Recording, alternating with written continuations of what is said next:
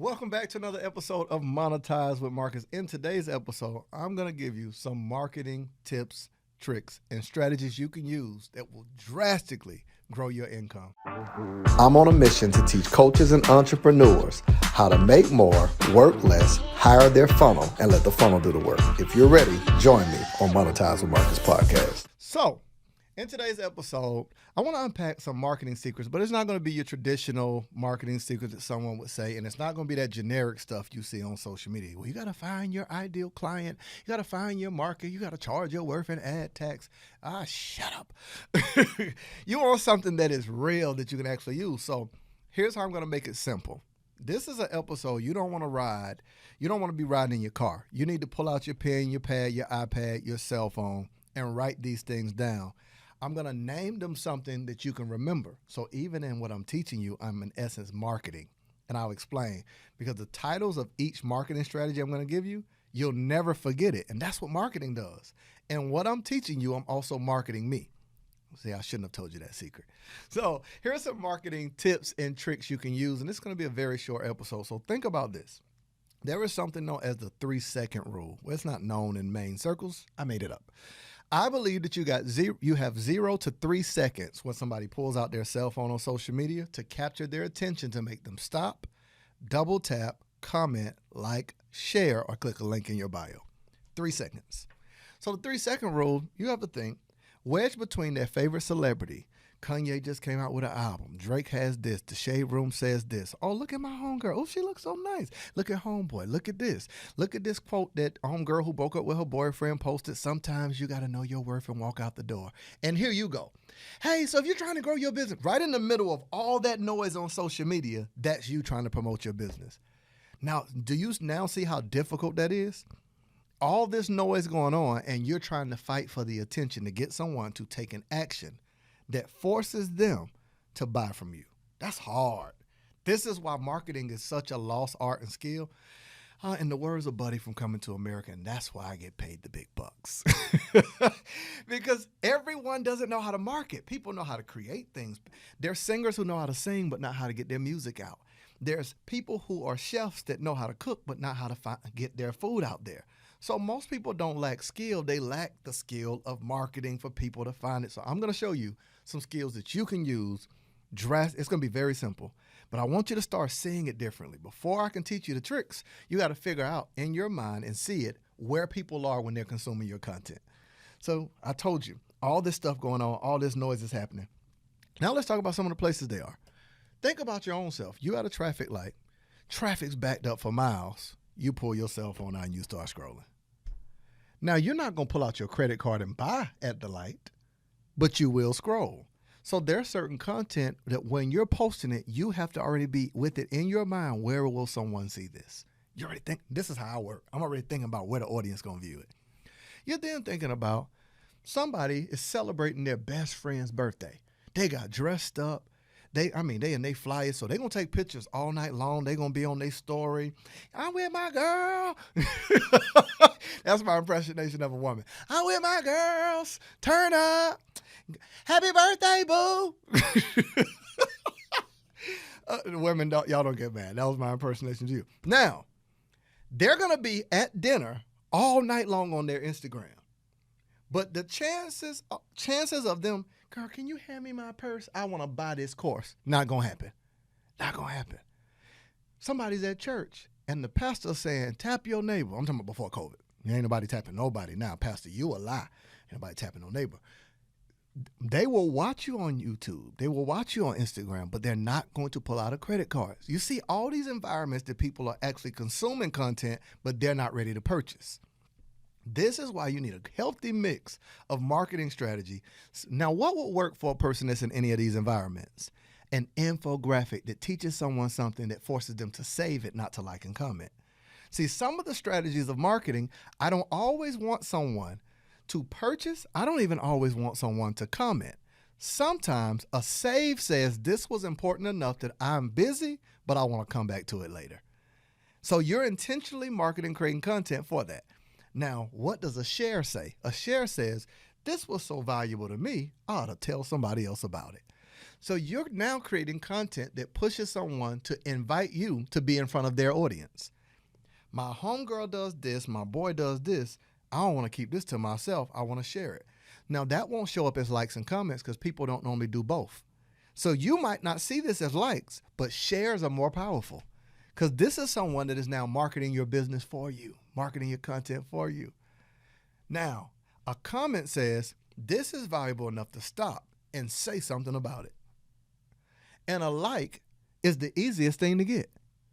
Double tap, keep scrolling, keep moving on. It doesn't even mean I enjoy your content. Now, if you're anything, I don't know if I should tell y'all this about how I view social media.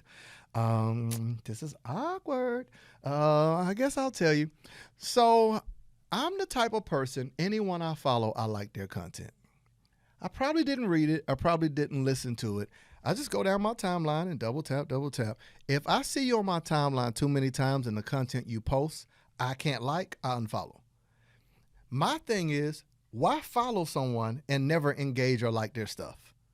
I'm showing love. You could be announcing anything, boom, double tap. I'm going to show you love. It don't cost me nothing. It helps your engagement because I'm double tapping, liking it, and now Instagram is going to say people like this and show it to more people. Now, I'm probably not your customer, but if I like your stuff and enough other people like it, they're going to show your content to your customer. So this is how you can leverage and tell your friends, here's what you can do for me. I told my lady, I said, hey, whenever you comment at least 4 words. Don't just do emojis because the algorithm takes it as natural comment. So at least 4 words. So here's how you can support me. Now, I'm not sending my girl an invoice. She's not my customer that's going to buy from me, but she can help me get in front of my customer. Now, y'all are probably listening like, man, this guy is crazy. That much thought go into it? Yeah, I use social media as a tool, not a toy. I'm on there for business purposes. The moment I can't market my business, I'll see you when I see you. Peace. So if I'm on there for business, I'm on there to conduct business. So when people say, I don't want to give away free content, free only exists to the person with no strategy. To the person with strategy, you can leverage free. So let me get into these marketing strategies. I'm going to give you, let's say 2 or 3. All right, 2 or 3. First strategy I'm going to give you, you ought to write this down. I call this, you're missing a tooth. You're missing a tooth. Now, if you listen to this and you smiled or laugh or anything, that's what marketing is. I just told you something that is a marketing strategy, but gave it a title that is suspenseful and also sparks curiosity. So you have to hear what I say next to explain what I just stated. That's marketing. You're missing a tooth is a strategy. Now, here's a strategy. You're missing a tooth is where a person creates content specifically that points and pokes at what a person has, but what's missing in the process. So let's use an example. Person has a business, person has customers, person has sales, but a person is missing a way to automate the influx of business they have coming in. So let's say I'm talking to a business owner who's not struggled for customers or cash, but they're wearing themselves out working all day. I can't market to them about making more money because money's not their issue. I can't market to them about getting more customers, but I can point at and poke at and say, I can constantly poke at how they're having to, here's what I would say. You got rid of your job because you wanted to own your time, but now you can't even leave and go on vacation without your income going down. I'm going to show you how to automate your business that no matter how many leads you have, no matter how many sales you have, here's a 3-step process to automate it all. That marketing strategy is you're missing a tooth. I didn't poke at what they needed. I poked at what they don't have. Now imagine if you started creating marketing content that's geared around an audience of people that has something, but you're poking at what they don't have. So when I say you're missing a tooth, if a person has a mouthful of teeth, but they're missing one, your attention goes to the one they're missing, not the ones they have. Great marketing is where you can now point all the attention on not what a person has, but what they don't have, and make you the solution. So if I'm a dentist, I'm going to poke at the tooth that's missing and show you how I can solve it in a seamless and painless way. So I made myself the solution to what's missing. That's marketing. Excuse me while I give myself a high five. Bravo, Marcus. Bravo. I'm giving myself a raise. I'm doing this podcast for free, so no raise? Okay. You're missing a tooth. Now, I'm going to give you one more strategy because this is enough right now for you to immediately pick up your phone and start mapping out content. Now, the second marketing strategy I'm going to give you is, here, write this down. don't make it a blockbuster night. Don't make it a blockbuster night. Now, for any of you listening, I'm not talking to you B2K babies that don't know nothing about the 80s and the 90s. I'm talking to you, baby, turn around, let me see you go bump, bump, bump. You don't know what blockbuster is. You're like, let me Google that. Let me Google that. Look, yeah, we didn't have Google. Encyclopedia Britannica. So here is what Blockbuster was. It was this rental company that you can go and rent movies. Yes, there were VHS. Come on, millennial babies. I'm not talking about DVDs or Netflix or streaming. We didn't have none of that. It was this thing known as a VCR. ARA. Now, VCR. You would take that tape, put it in there, and play it. Now, you would rent from Blockbuster, but here's my point. Blockbuster had the money, had the infrastructure. They were a multi-billion-dollar company. Every family said, make it a Blockbuster night. They didn't say go rent a movie. They said make it a Blockbuster night. Now, what Blockbuster could have done, they could have acquired and bought a Redbox or a Netflix. They could have built the infrastructure for where the trend was going of streaming services. But instead, here's this dumb marketing strategy. If I was in the meeting, I'll say, hey, move, dummy. Let me talk about marketing. They decided, here's what we'll do. We got 1-day rental, 2-day rental, 3. Why don't we create 7-day rentals? Let's just rent old, dumb movies for 7 days. That was their marketing. Now, when I say don't make it a Blockbuster night, this is for those of you who keep doing what you see everybody else doing on social media. Blockbuster is out of business by a company that should have never drove them out of business, that didn't have the capital, the resources, or the marketing, simply because they didn't recognize the trend of where everything was going.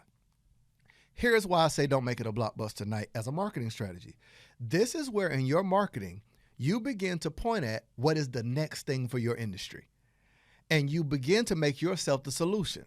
So if I say the next thing for our industry, for those of you with websites, eventually websites won't exist. Like, I think that brick and mortar, unless it's built around brick and mortar that is connected to online, if you don't have an online business in the future, you won't have a business. So make it a Blockbuster night is around me marketing how every person needs a online business and needs a funnel.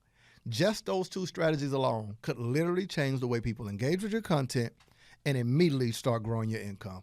I hope that you enjoyed this episode of Monetize with Marcus. My goal every episode is to give you not just something you can listen to or learn from, but something you can execute and generate some income. If I can help you or serve you in any way, reach out to us. I'll see you in the next episode.